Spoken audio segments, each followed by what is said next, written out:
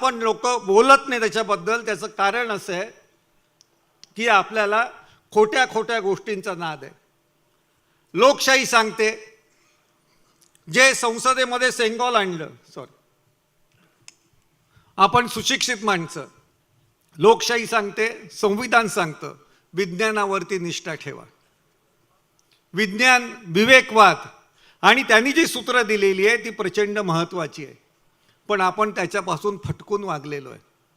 देव आहे नावाची गोष्ट कोणीच सांगितली नाही कुठल्या संतांनी. 40 वर्षापूर्वी तुकडोजी महाराज होते विदर्भातले, देव नवे जादूगार करावया चमत्कार, हातो व्यवहार पोटभऱ्यांचा. आपल्याला पोटभरे माहिती नाहीत का कोण? आज तुम्हाला शिकलेल्या बायका, तरुणी मिळतात, प्रेयसी मिळते, सहकारी मिळते, ती कोणामुळे? महात्मा फुलेंमुळे मिळते.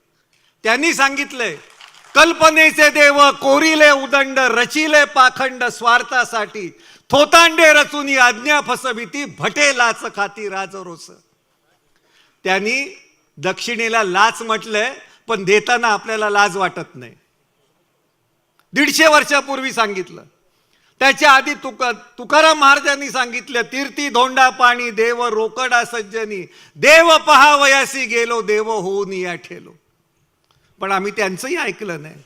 तो गोपाळ बडवे नावाचा बडवा तीर्थकुंडामध्ये लघवी केली त्यांनी, त्याला पकडला गेला CCTV मध्ये. लोकसत्तेमध्ये मोठी बातमी आली त्याच्यानंतर 2 महिन्यांनी की यावेळची आषाढी एकादशीची वारी 8 लाखाची 11 लाख झाली. काय त्याच्या लघवीचा पराक्रम बघा ना, 3 लाखांनी वाढली. त्याच्या आधी 400 वर्ष कबीर सांगतात, जत्रा में फतरा बिटाया तीरथ बनाया पानी, दुनिया भई दिवानी पैसे की धुलदानी. माणसाकडे पैसा आला की माणसाला धार्मिक व्हावंसं वाटतं, पण कायम लक्षात ठेवा, माणूस जितका धार्मिक तितका बदमाश असतो. त्याच्यामुळे ज्याच्या दारामध्ये काळी भावली त्याच्याकडे ब्लॅकचा लोचा झालाय असं समजा. ज्यांनी सत्यनारायण घातला त्याच्याकडे समजायचं की क्रीम पोस्टमध्ये बदली झाली म्हणजे जास्त हप्ते येणार. कुठल्या पद्धतीने आम्ही चालतो? ज्ञानेश्वर, संत ज्ञानेश्वर सांगतात अमृतानुभव मध्ये, देव हे कल्पित, शास्त्रे शाब्दिक, पुराणे सकळ बाष्कळिक.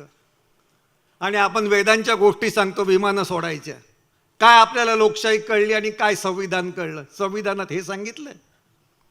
आणि म्हणूनच हिंदू हृदय सम्राटाचे वडील सांगतायत, हिंदू हृदय सम्राटांचे वडील सांगतायत की काय, म्हणून प्रबोधनकार ठाकरेंचे वडील सांगतात, देवळांचा धर्म आणि धर्माची देवळेमध्ये शेवटचं सांगतायत की ह्या देशातला तरुण जेव्हा स्वयंप्रज्ञेने उभा राहील, म्हणजे स्वतःच्या अकलेनी, तेव्हा त्याच्या विचाराचा पहिला हातोडा देवावरती आणखीन देवळावरती पडेल. आणि तिथे आपण राम मंदिराच्या गोष्टी करतो बांधायच्या. कुठलं संविधान, कुठली लोकशाही, काय कळली आपल्याला? जिथे हातोडा मारायचे तिथे आपण दगड जमवले, विटा जमवल्या. कारण आपल्या मेंदूचे दगड करायचं काम गेल्या 40 वर्षात या RSS आणि भाजपनी सत्तेसाठी केलेलं हे आपल्याला कळलेलं नाहीये, समजलेलं नाहीये. आपल्याला 7वी 8वी मध्ये शिकवलेलं आहे की हे सूर्य स्थिर आहे आणि सूर्य स्थिर असून पृथ्वी स्वतःभोवती फिरता फिरता सूर्याभोवती फिरते. आता एवढी जर सूर्याभोवती जर पृथ्वी जर फिरत असेल तर दिशा नावाची गोष्ट काय राहिली का सांगा? पण तो कुठला भटजी ज्योतिषी सांगतो की तुमच्या घरामध्ये नड आहे तर तुमच्या घरामध्ये अडचण आहे, तुमच्या उजव्या बाजूला, पूर्वेच्या बाजूला उजव्या सोंडेचा गणपती ठेवा. आम्ही सुशिक्षित माणसं गणपती ठेवतो, वास्तुशास्त्र बघतो, कर्ज काढतो आणि घरातलं कर्ज 25-30 लाखाचं कर्ज काढायचं आणि 5 लाख परत त्याचं डेकोरेशन बदलून दिशा बदलण्यासाठी सगळं बदलून टाकलेलं आहे. एवढी जर दिशा जर बदललेली असती, रोजच्या रोज दिशा बदलते असल्यानंतर आपल्या मेंदूची दुर्दशा का नाही होणार? आपल्याला ते कळलं नाही, कारण आपला भूतावरचा विश्वास संपला, घाबरायचे बंद झाले. कारण आता उजेड आला, भूत काय वाटत नाही, समजतं, पण भूतापेक्षा भट भारी असतो हे लक्षात ठेवा. त्याच्यातून जोपर्यंत तुम्ही सुटत नाही तोपर्यंत तुम्हाला कधीच लोकशाही कधी खरी कळणार नाहीये. मग ते शाहूराजे असतील, महात्मा फुले असतील, डॉक्टर बाबासाहेब आंबेडकर असतील, मग आपले क्रांतीवीर नाना पाटील असतील, भाऊराव पाटील असतील, जगदाळे गुरुजी असतील, पंजाबराव देशमुख असतील, ह्या सगळ्यांनी हे सांगितले त्याचे लाभ आहेत, पण आपण लोकांनी त्याचा दुरुपयोग केलेला आहे, त्या विचारांची गद्दारी झालेली आहे. भूतापेक्षा भटबारी का? तर भूत आहे ते रात्री लागतं, भट आहे तो दिवसा लागतो. भूत आहे लागलेलं कळतं पण दिसत नाही, भट लागलेला दिसतो पण शेवटपर्यंत कळत नाही. त्यामुळे फडणवीस काय बोलतात ते कळतच नाही आपल्याला. तो त्याच्या स्वार्थाचं बोलतोय. पहिली बॉम्ब जातीची त्यांनी मारलेली आहे. त्यांनी सांगितले मी ब्राह्मण आहे म्हणून लोक शिव्या देतात मला. अरे तूच सांगायचं मी कोण आहे आणि लोकांनी बोलल्यानंतर घाबरतोस कशाला? हे त्यांनी केलेलं आहे. हे आपल्याला इतिहास माहिती पाहिजे आजकालचा. हे त्यांनी स्वतः बोलत, तुम्ही बॉम्ब मारल्यानंतर तुम्हाला बोलणारच. आणि सगळ्यात महत्त्वाचं म्हणजे भूत आहे हा कल्पनेचा रोग आहे, तो मानसोपचाराने दूर करता येतो. भट आहे हा सामाजिक धार्मिक राजकीय रोग आहे, तो जाळून खाकच केला पाहिजे. म्हणजे आपल्या डोक्यातून त्याची पहिली राख केली पाहिजे. पहिलं त्याच्यातून सुटा. तुम्हाला ज्यांनी ज्यांनी घडवलंय, ज्यांच्या ज्यांच्या विचाराने आम्ही पुढे आलोय त्यांचा विचार करा. आता इथे संभाजी ब्रिगेड आहे म्हणून महिला कमी आहेत का माहिती नाही, पण बरोबर आपल्याबरोबर एखादी आपली बायको, प्रेयसी, मैत्रीण, सहकारी घेऊन आलं तर बिघडलं असतं काय? सत्संगाला जाताना जातात ना. अहो सत्संगासारखा वाईट बाजार कुठला नाही. मी सांगतो सगळ्या भानगडी तिकडे आहेत. मी 30 वर्ष तेच करायचं काम केलं. नका जाऊ तुम्ही तिकडे. संध्याकाळी तुम्ही आता ते स्वामी बिमी जोरात चालू आहे. रोज काय ते तो कपड्यात कमी कपड्यात माणूस दिसतो. आपला नवरा आपला मुलगा असं फिरला घरात तर चालेल का संध्याकाळच्या वेळेला? पण आपल्याला वाटतं स्वामींनी सगळी स्वामींची कृपा. मग 50 वर्ष शरद पवारांनी राजकारण केले काय? ते असंच केलं. काही योजना बिजना राबवल्या नाहीत, शाळा उभ्या केल्या नाहीत, कर्जासाठी बँकांना निर्माण केल्या. काय केलं काय? मग जे करेल ते स्वामी करेल. कोण टी व्हीवरनं सांगते, एक तो नटी आहे अशोक सराफची बायको, की वरतून उडी टाकली तरी स्वामी वाचवतील. मग हिलाच ऑलिम्पिकमध्ये पाठवलं पाहिलं होतं ना उड्या मारायला. कसला ऐकतो आपण विज्ञानाचा किती दुरुपयोग आपण केलेला आहे. आणि आपण ओपनली बोलतो आणि लोकशाही आहे म्हणून सांगतो.